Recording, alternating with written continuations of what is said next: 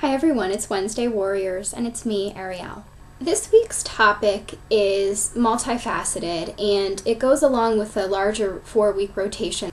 Specifically this week, the question is, how did you recover?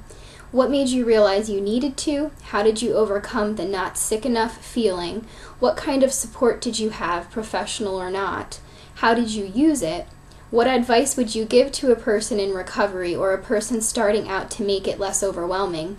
This is obviously a lot of information to pack into one short video, so I'm going to touch briefly on some things and speak more in depth about other things. I have a ton of videos on my own channel where I talk about the recovery process, and I have been doing videos for the We Are Freedom Fighters channel for almost 4 years, so there's no shortage of videos. And I have talked extensively about the recovery process, tools that can help people. I have lots of different words of wisdom and pieces of advice for people who are in recovery or starting out in recovery, even for people who are well on the road to recovery. And I do a lot of motivational speaking in that regard. I've talked about my own personal story in a few videos as well. I tend to steer away from that, not because it's something shameful, just because I really want this to be about you. I want it to be about your recovery. I don't want people to compare their recovery to someone else's recovery, or to think that if they do something differently or it takes them longer, that they are somehow doing something wrong or that there's something wrong with them. So I do try to steer away from that. I also steer away from it just from a professional standpoint. As much as I talk about being a recovered individual myself, I also have a lot of professional experience and knowledge to back up the things that I say. So though I am one woman talking about my history and things that may have helped me, it does also come from a stronger place. And I just want everyone who listens to these videos to understand that and to take that for what it is. Probably the best video that I can share with you is called Arielle's Timeline to Freedom. It's a video that I did where I sort of talked about my recovery process and my history with an eating disorder. I did it in a timeline form because I think so often in the eating disorder world, especially with the internet, we get these timelines from people, and it shows them very, very ill and sick, and it has triggering photos. And even though sometimes the right message is there, there's also a lot of wrong messages and a lot of mixed messages. So I really wanted my timeline to be something healthy and different and positive. So I kind of tweaked and took a different spin on the whole timeline idea, and I called it my Timeline to Freedom. So that's definitely a video I would advise you to check out if what you're really interested in is more of a personal story of where I come from. I also did 4 videos that I called Memoir Files. It was a little series that I did a couple of years ago. I talked about really how my eating disorder began, starting back from childhood, going forward, talking about certain things that became factors in my own eating disorder, issues that I had to overcome, and then certain aspects of the recovery process up to where I am today, and back several years ago when I first started calling myself fully recovered. So all that said, I want to sort of tailor the questions for this week's video to apply them to you. That overarching question of how did you recover is just much too large to talk about in a video. And I know really at the heart of things, that's what everyone wants to know when they see that people are healthy and well and positive. But the how is very hard to explain in just a brief answer. You really have to put into practice all of the things that I've been explaining in my videos and on my blog thus far over the years. Really look inside your own self, do some self-reflecting, become more self-aware, try to figure out the root of certain issues, get professional help if that is what you need, surround yourself with the right people, get support from things, and kind of move on from there. There is no one recipe for how to recover. Just like we're all individuals, there are so many different paths to recovery. There's not one path, and I don't want to give the impression that there is by giving you some kind of an answer to the question of how did you recover? There's the question of what made you realize you needed to recover. One of the things that made me realize I needed to recover was not that I had a realization that I had an eating disorder. It was more that I knew that something was wrong. And I think that as long as you can recognize that something is not right, even if it's hard for you to come to terms with the fact that you have anorexia or bulimia or EDNOS or binge eating disorder or orthorexia, whatever the case might be, if it's hard for you to come to terms with a diagnosis, or it's hard for you to come to terms with the fact that you have an eating disorder but you haven't been diagnosed by someone because you're too afraid to take that next step, or you're not able to get the services that you need, forget all of that stuff. Do you live a quote-unquote normal life? Do you live a healthy life? Do things prevent you from functioning healthily in everyday life, or are you able to function completely well? Are things happy? Are things right? Or does something feel off? Is something just not right? Is this the way you want to live your life? Or is there something missing, or is there something terribly amiss? These are the things that you need to ask yourself. And if you can pinpoint that something's not right, something's wrong, then that's enough reason to get help right there. You can forget about diagnoses. They're not as important as the fact that you need help for whatever the particular issues might be. And if there's only one issue right now that you're willing to get help with, that's one step in the right direction. As far as me overcoming the not sick enough feeling, a lot of it was wrapped up in my identity. I really felt that being thin, being skinny, in fact, being too thin, was part of my identity. And that if I wasn't sick, somehow I wouldn't be me.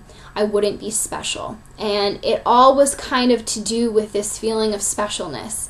So once I could recognize all these other great qualities I have and recognize that I was really selling myself short and I was really belittling myself by thinking that the only thing that made me special was the way I looked, that was ridiculous. And I really do mean in every sense of the word, the way I looked. None of that stuff really was who I am. I had a lot of talents and a lot of qualities and a lot of things about myself that not only did I have to learn to like, I actually had to learn. There were so many things about myself that I didn't even bother to get to know because I was too hung up and too obsessed with eating disorder stuff.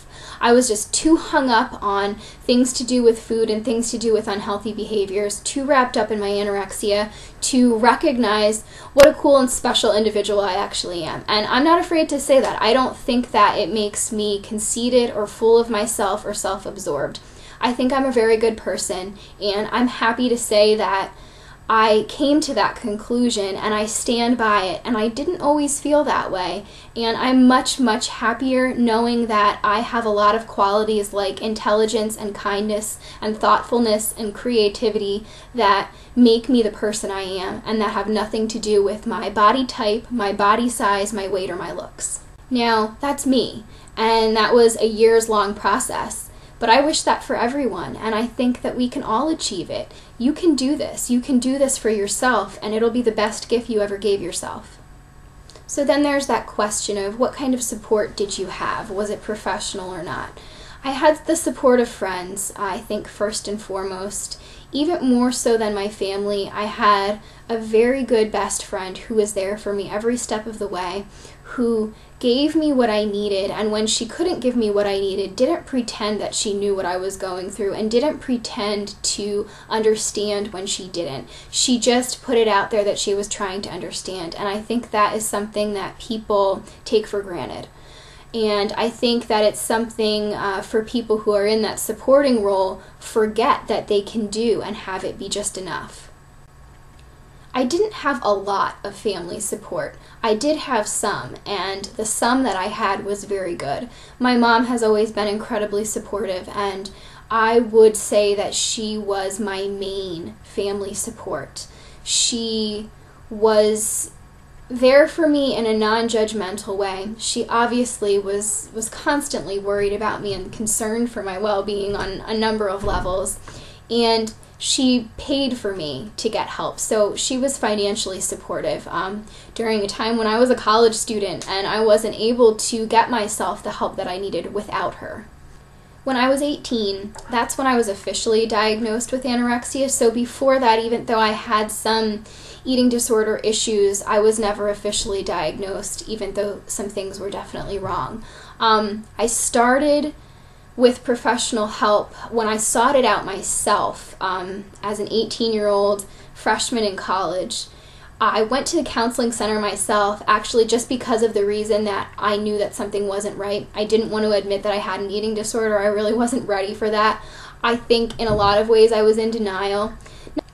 So I had gone to the counseling center. Actually, about a week after I went to the counseling center at my university, my best friend confronted me and told me how worried she was about me, and she hadn't known that I had gone on my own. So it was a good starting block for us. From there, I told my mom, and I told my mom's best friend, which was incredibly hard, and I think that they may have sensed that something was wrong based on the way that I looked and based on the way that my demeanor was. But after that, my mom actually got me in to see a very good eating disorder specialist, a therapist, a licensed clinical social worker, and she was my therapist for probably about 5 years.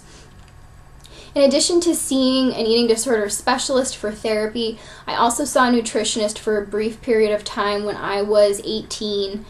I then stopped seeing the nutritionist. I had services where I lived, and then also where I was going to school was in a different state, so they couldn't always continue when I went back to college every year. But I did also have a therapist at the counseling center at my university who I saw sort of in conjunction with my therapist from home, and I did have phone appointments with my therapist from home while I was a sophomore in college as well, continuing into a junior in college, things like that. Saw a nutritionist at my university. I did some eating disorder therapy support groups, which were pretty good, also provided by my university. And I continued with that stuff for a couple of years, all the while making strides on my own with the supports of my friends, with the help of alternative therapies like writing, and really just trying to come to terms with all of the things in my personal life that had led me down that road and that were part of my development of an eating disorder.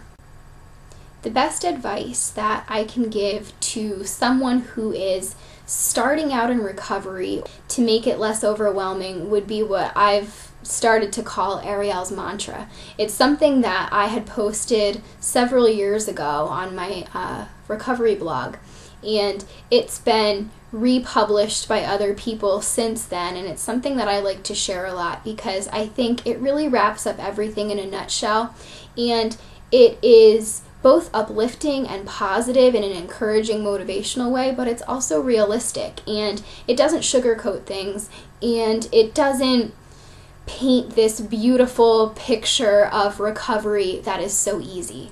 You can find it on my main website, Actively Arielle, A Voice with a Commitment. Right in the header, it's one of the main header tabs called Arielle's Mantra. Recovery is possible. It's not a guarantee. It's a possibility. It's not simple. It is difficult and sometimes seems impossible. It is not a one-step process. It's a multi-step process, complete with twists and turns and bending roads, and roads you didn't even know were there. It's not the same for everyone. It's not always a happy process. It's not always a sad process. It is empowering. It's not about pleasing other people. It's not about them. It's about you. It's not about perfection. It is about emotion. It is about honesty. It is about self-discovery and self-affirmation. It's not about what you don't have. It's about using what you've got. It's not about hiding. It's about finding and displaying. It's not a quick fix. It's a lifelong plan set into motion by truth and nurturing and self-love. It's not about external factors or environment. It is about what's within. It is not crazy. It is real. Recovery is possible. I think today I'm going to leave you with that so that you can apply anything I may have touched on to your own life, your own recovery journey. I hope you're all doing well out there.